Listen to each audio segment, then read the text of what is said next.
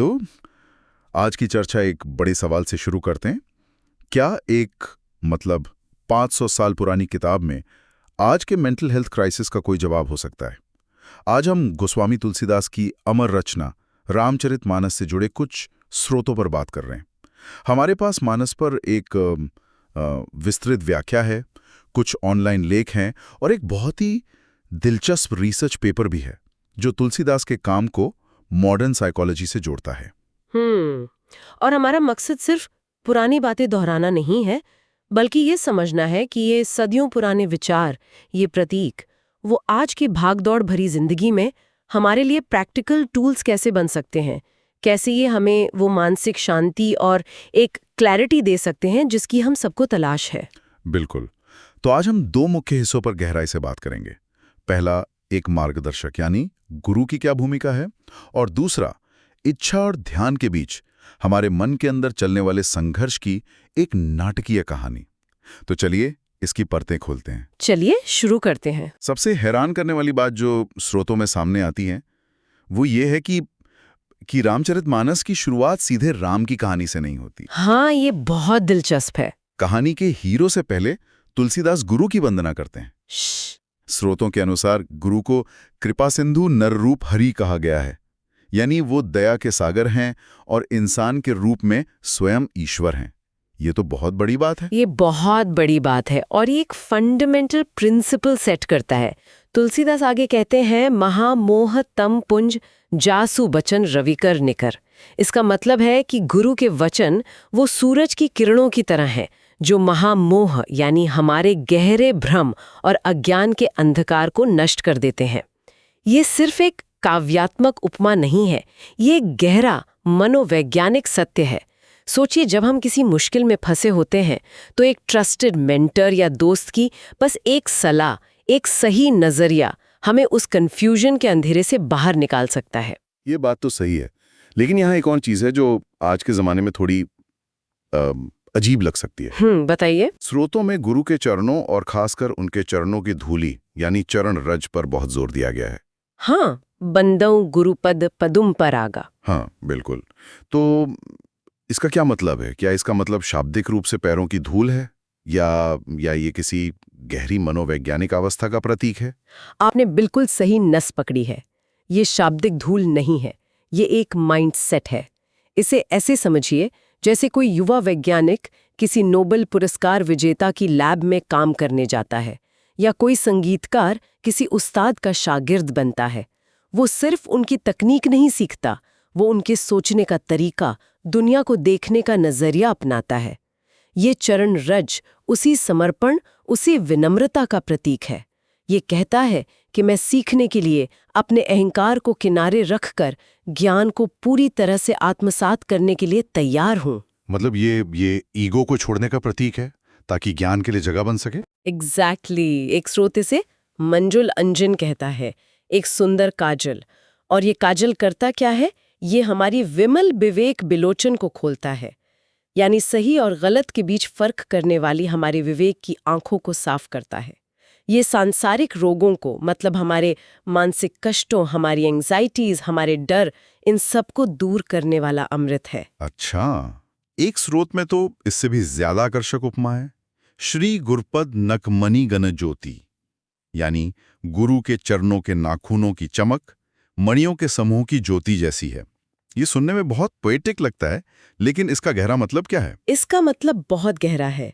स्रोत कहता है कि इस ज्योति का सिर्फ स्मरण करने से, सिर्फ याद करने से ही हृदय में दिव्य दृष्टि पैदा हो जाती है, एक डिवाइन विजन।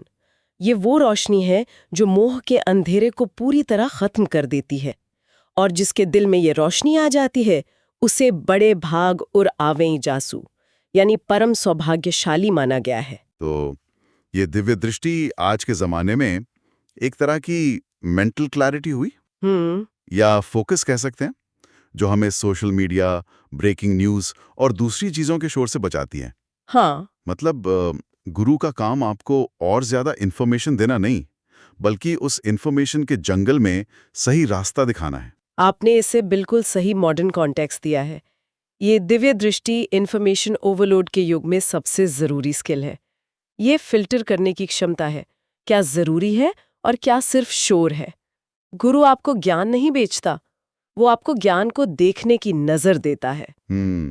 और ये जो मोह या भ्रम के अंधेरे को मिटाने की बात है, ये हमारे आज के डिस्कशन का सेंट्रल थीम है। गुरु हमें इस मोह से बचाते हैं, लेकिन ये मोह या इच्छा असल में कितनी शक्तिशाली हो सकती है? हमारे स्रोतों में इसका एक बेहतरीन उदाहरण मिलता है, शिव और कामदेव की कहानी के जरिए।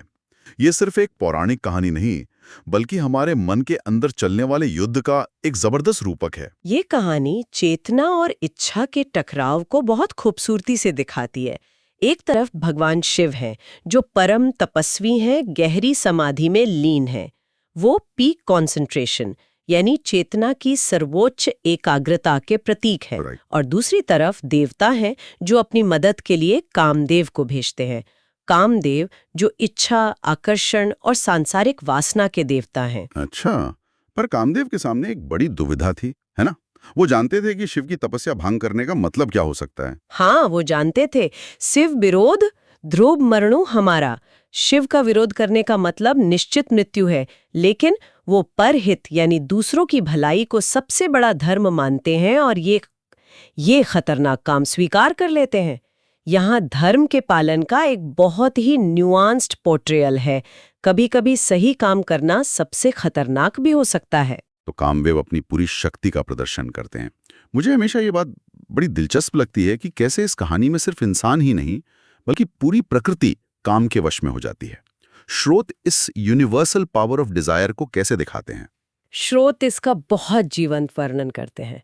निज बस कीन सकल संसारा। कामदेव ने पूरे संसार को अपने वश में कर लिया। सिर्फ इंसान या देवता ही नहीं, पशु, पक्षी, पेड़ पौधे सब अपनी मर्यादा भूलकर इच्छाओं से व्याकुल हो जाते हैं। एक बहुत सुंदर पंक्ति है, लता निहारी नवही तरु शाखा। लताओं को देखकर पेड़ों की शाखाएं झुकने लगती हैं। अच्छा, ये दिखाता है कि इच्छा कितनी फंडामेंटल, कितनी प्राइमल फोर्स है। बड़े बड़े योगी और तपस्वी जो सालों से ध्यान कर रहे थे, वो भी विचलित हो जाते हैं। विवेक और वैराग्य की पूरी सेना डरकर भाग जाती है। ये आज की दुनिया का सटीक वर्णन लगता है ना? कंज्यूमरिज्म, सोशल मीडिया पे वैलिडेशन की इच्छा, बिंज वॉचिंग का नशा, ये सब कामदेव के आधुनिक रूप ही तो हैं, जो हमारे विवेक और फोकस को हर पल भंग करने की कोशिश करते हैं। बिल्कुल। ये कहानी दिखाती है कि विल पावर के भरोसे इच्छा को जीतना लगभग नामुमकिन है, क्योंकि ये शक्ति पूरे ब्रह्मांड में फैली हुई है।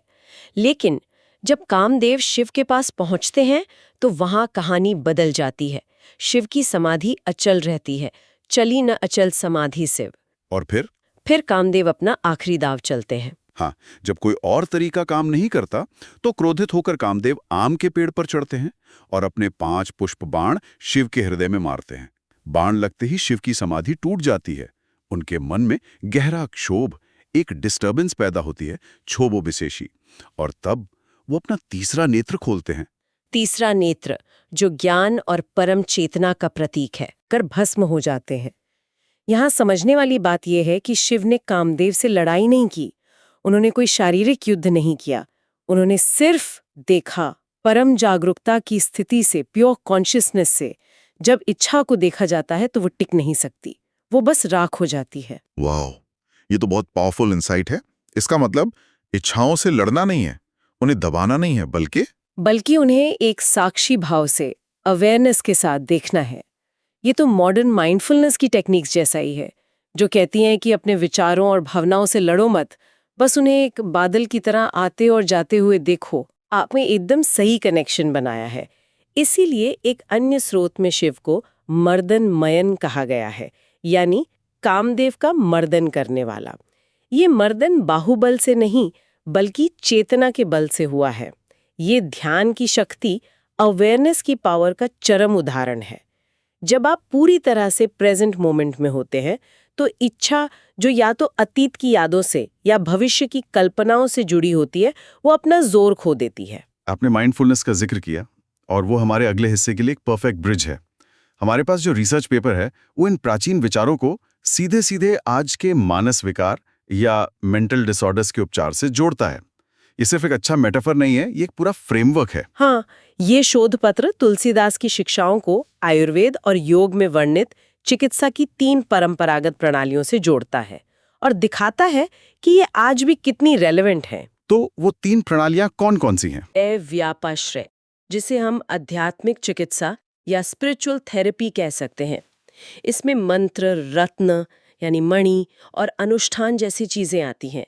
जैसे हमने पहले चर्चा की, गुरु के नाखूनों को मणि कहना जो ज्ञान का प्रकाश देते हैं, या राम के नाम को ही एक मणि मानना जो बुरी शक्तियों से बचाता है। ये सब इसी श्रेणी में आता है। ये दिलचस्प है। मतलब इन प्रतीकों का एक थेरेप्यूटिक, एक मनोवैज्ञानिक उद्देश्य भी है। ये मन को फोकस करने के लिए एक एंकर की तरह काम करते हैं। जैसे कोई स्ट्रेस बॉल दबाता है, वैसे ही मंत्र का जाप मन को शांत करने का एक जरिया है। बिल्कुल, ये फेथ और सिंबलिज्म के जरिए मन को शांत करने का विज्ञान है। दूसरी प्रणाली है सत्वाजय, जिसे हम आज की भाषा में साइकोथेरेपी कह सकते हैं। इसका मूल उद्देश्य है मन को हानिकारक या अनहेल्पफुल विषयों से हटाकर आत्मज्ञान और सकारात्मकता की ओर ले जाना। गुरु का मार्गदर्शन जो शिष्य को मोह से निकालकर विवेक की ओर ले जाता है, वो सत्वाजय का एक क्लासिक उदाहरण है। तो जो हम पहले सेगमेंट में गुरु की भूमिका पर बात कर रहे थे, वो असल में एक तरह की थेरेपी सेशन ही है, जहां एक गाइड आपको आपके डिस्ट्रक्टिव थॉट पैटर्न से बाहर निकलने में मदद कर रहा है। आप इसे ऐसा कह सकते हैं। और तीसरी प्रणाली है युक्ति व्यापाश्रय, यानी तर्कसंगत चिकित्सा या रैशनल थेरेपी। इसमें व्यक्ति के आहार, आचरण और जीवन शैली पर जोर दिया जाता है। तुलसीदास द्वारा बताए गए धर्म का पालन, अच्छा व्यवहार, नियम और संयम, ये सभी मानसिक स्वास्थ्य की नींव हैं। ये आज के लाइफस्टाइल मैनेजमेंट एंड कोचिंग जैसा है, जहां आपकी डेली हैबिट्स को सुधार कर आपकी मेंटल वेलबीइंग को बेहतर बनाया जाता है। तो जब तुलसीदास गुरु की कृपा से मोह के अंधकार के मिटने की बात करते हैं, तो रिसर्च पेपर के अनुसार ये प्रक्रिया आधुनिक कॉग्निटिव बिहेवियरल थेरेपी यानी सीबीटी जैसी है, जो व्यक्ति को नकारात्मक विचारों और भ्रम की स्थिति से बाहर निकालने में मदद करती है। यही उस पत्र का मुख्य तर्क है। वो पत्र विश्व स्वास्थ्य संगठन WHO के उन आंकड़ों का भी उल्लेख करता है जो बताते हैं कि मानसिक स्वास्थ्य एक कितना बड़ा ग्लोबल चैलेंज बन चुका है। पत्र यह बताता है कि ये प्राचीन भारतीय फ्रेमवर्क, जिसमें एक मार्गदर्शक यानी गुरु का होना, अनुशासन यानी युक्ति व्यापाश्रय का पालन करना और भक्ति जैसा एक उच्च आदर्श रखना शामिल है, या आंतरिक शांति के लिए एक होलिस्टिक और टाइम टेस्टेड मार्ग प्रदान करता है। और इसकी आज हमें शायद पहले से कहीं ज्यादा जरूरत है। तो आज हमने रामचरितमानस से जुड़े स्रोतों के जरिए एक कमाल की यात्रा की। हमने गुरु के चरणों की धूल के गहरे प्रतीकात को समझा, जो असल में ज्ञान के प्रति हमारा समर्पण है। फिर हमने शिव और कामदेव के बीच ध्यान और इच्छा के महाकाव्य संघर्ष को देखा, और हमने देखा कि कैसे चेतना की शक्ति से इच्छा पर विजय पाई जा सकती है, न कि उससे लड़कर। और अंत में हमने ये भी समझा कि कैसे इस प्राचीन ज्ञान को आज की मेंटल वेलनेस की चुनौतियों के लिए एक शक्तिशाली और स्ट्रक्चर्ड फ्रेमवर्क के रूप में फिर से देखा जा रहा है। इन सभी स्रोतों में एक बात बार बार सामने आई, गुरु दिव्य दृष्टि प्रदान करते हैं, भ्रम से परे सच को साफ साफ देखने की क्षमता।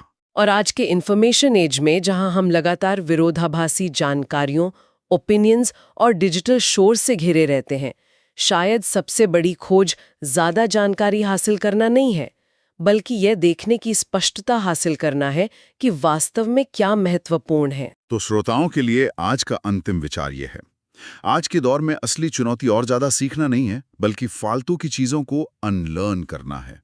उन विकर्षणों को भूलना है जो हमारी मानसिक ऊर्जा सोख लेते हैं। हमारे अपने जीवन में वह कौन सा मंजुल अंजन हो सकता है जो हमारी दृष्टि को साफ कर सके? वह कौन सा शोर है जिसे बंद करने की जरूरत है, ताकि हम उस चीज को सुन सकें जो वाकई मायने रखती है।